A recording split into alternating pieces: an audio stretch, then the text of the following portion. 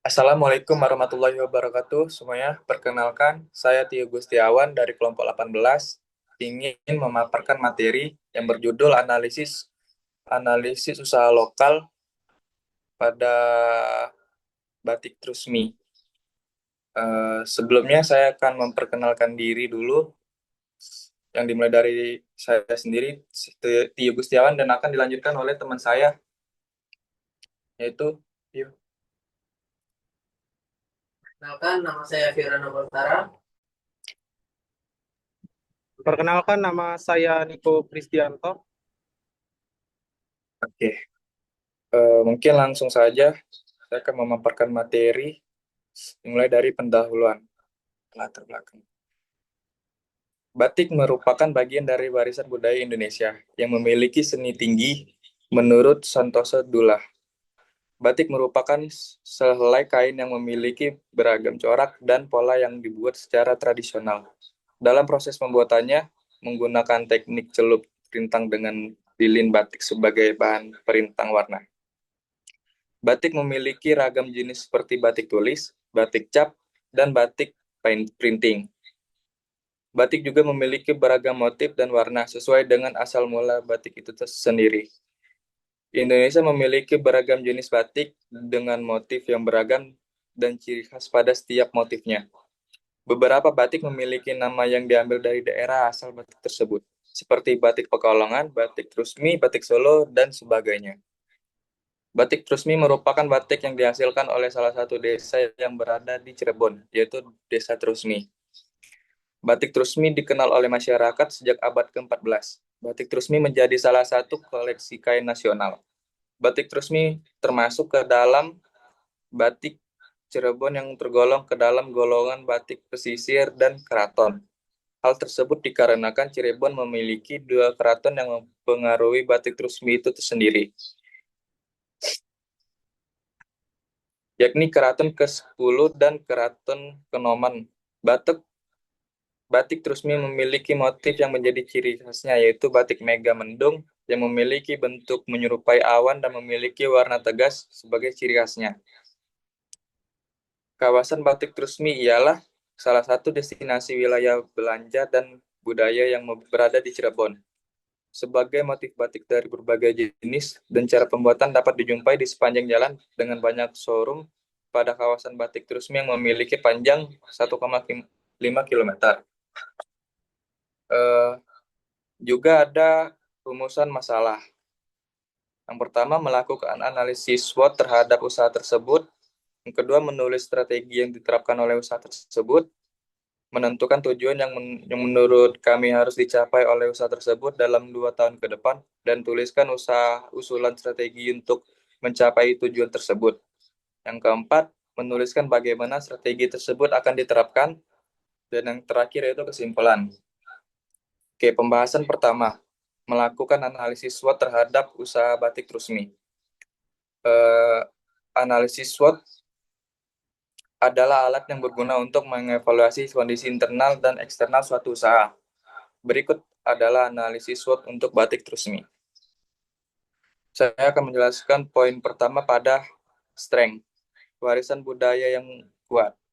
Batik Trusmi memiliki motif khas Cirebon seperti mega mendung yang telah diakui sebagai warisan budaya Indonesia.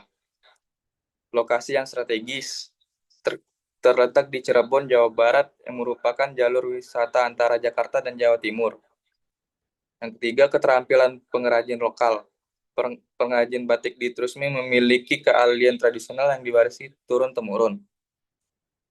Di verifikasi produk, Batik Trusmi tidak hanya memproduksi kain batik, tetapi juga mengembangkan produk seperti pakaian, aksesoris, dan produk rumah tangga.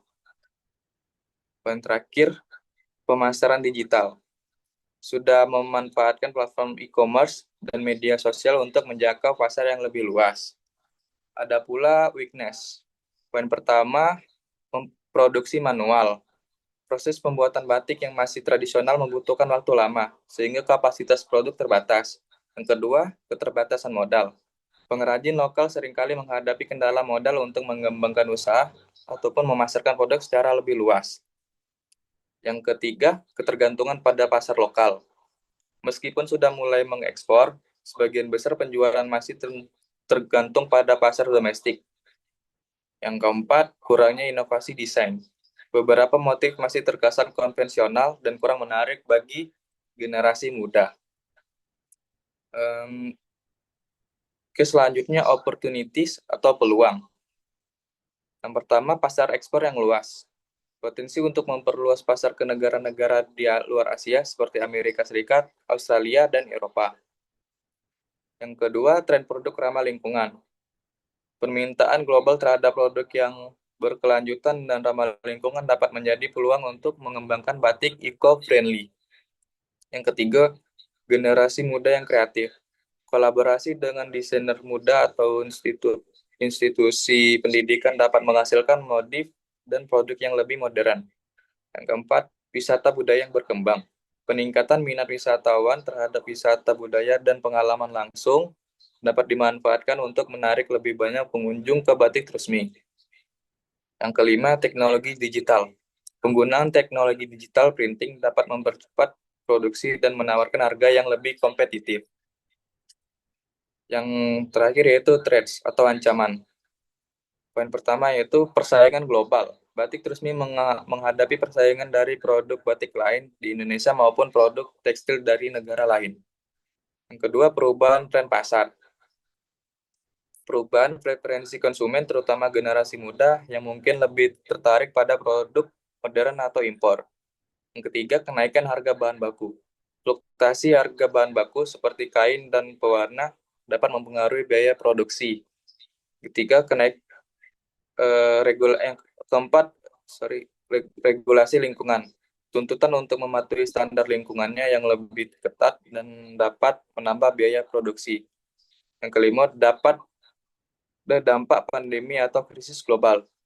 Situasi seperti pandemi COVID-19 dapat mempengaruhi kunjungan wisatawan dan penjualan produk.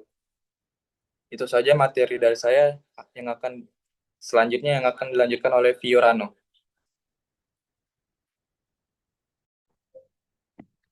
Baiklah, di sini saya akan membacakan strategi yang perlu diterapkan oleh Batik Trusmi. Yang pertama itu strategi pemasaran digital. Yang pertama, memanfaatkan platform e-commerce seperti Tokopedia, Shopee, dan Bukalapak untuk menjual produk batik. Yang kedua, aktif di media sosial seperti Instagram, Facebook, dan TikTok untuk mempromosikan produk dan menarik pelanggan muda. Yang strategi kedua itu kolaborasi dengan desainer. Bekerja sama dengan desainer lokal dan nasional untuk menciptakan motif batik yang modern dan sesuai tren. Strategi ketiga itu wisata batik, menjadikan kawasan Batik Trusmi sebagai destinasi wisata, di mana pengunjung dapat melihat proses pembuatan batik dan membeli produk langsung dari pengrajin. Strategi yang keempat itu adalah pelatihan dan pemberdayaan pengrajin, memberikan pelatihan kepada pengrajin lokal untuk meningkatkan kualitas dan produktivitas. Yang strategi terakhir adalah ekspor, memasarkan produk batik ke pasar internasional seperti Malaysia, Singapura, dan Jepang. Selanjutnya itu adalah tujuan yang harus dicapai dalam 2 tahun ke depan. Yang pertama itu adalah meningkatkan penjualan online, seperti mencapai pertumbuhan penjualan online sebesar 30% per tahun. Yang kedua itu ekspansi pasar internasional, memperluas pasar ekspor ke 3 negara baru di luar Asia. Yang ketiga, brand awareness, meningkatkan kesadaran merek di kalangan generasi muda melalui kampanye kreatif. Yang keempat itu keberlanjutan, menerapkan praktik produksi yang ramah lingkungan dan menggunakan bahan baku yang berkelanjutan. Yang terakhir itu peningkatan kualitas produk, memperkenalkan 10 motif baru yang inovatif setiap tahun. Baiklah, itu saja materi yang saya sampaikan. Saya kembalikan ke moderator. Oke, yang selanjutnya akan diteruskan oleh Niko. Niko, dipersilakan. Baik, terima kasih moderator. Kali ini saya akan menjelaskan usulan strategi untuk mencapai tujuan, Yang pertama itu ada pemasaran digital yang agresif.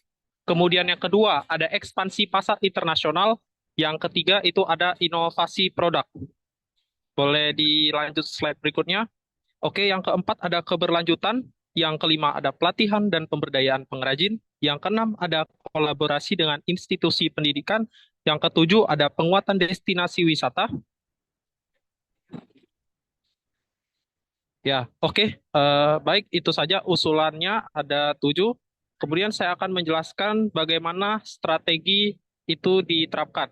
Ya, yang pertama tadi pemasaran digital yang lebih agresif.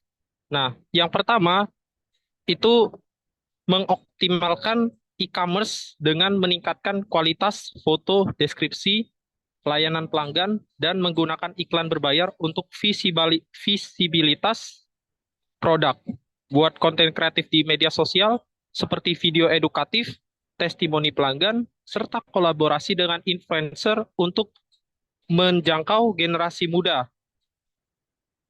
Selenggarakan webinar dan workshop tentang sejarah teknik, pembuatan, serta cara memadukan batik dengan gaya modern. Nah, upaya ini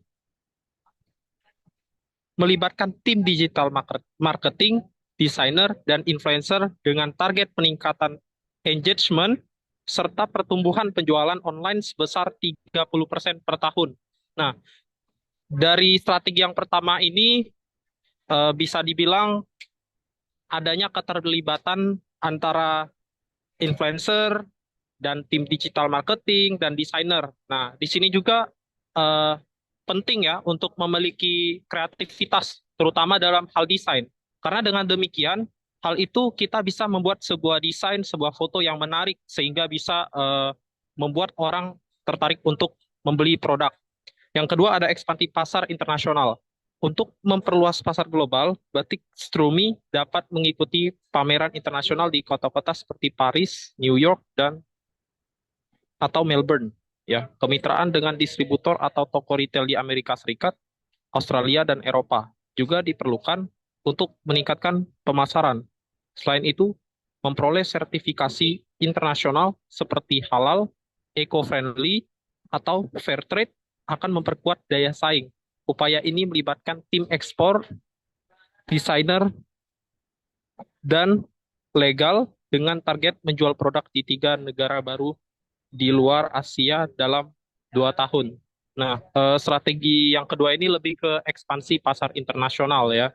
Jadi, eh, Batik Strumi dengan strategi seperti mengikuti pameran internasional di kota-kota seperti Paris, New York, atau Melbourne, dan kemitraan dengan distributor atau toko retail di Amerika Serikat, Australia, dan Eropa, itu dapat digunakan untuk meningkatkan pemasaran. Baik, slide selanjutnya. Oke, yang ketiga ada inovasi produk. Batik Trusmi dapat mengembangkan 10 motif baru setiap tahun yang mengikuti tren fashion global, termasuk pakaian kasual, aksesori, dan produk rumah tangga. Investasi dalam teknologi digital penting dan mempercepat produksi dan menekan biaya.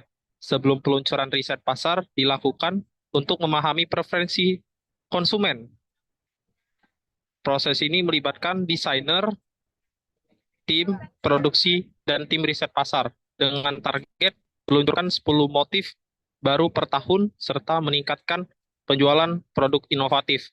Nah, poin nomor 3 yaitu inovasi produk ini penting ya untuk agar konsumennya juga tidak bosan ya dengan adanya motif baru setiap tahun dan juga mengikuti tren fashion global ya dan tren fashion terkini lainnya. Jadi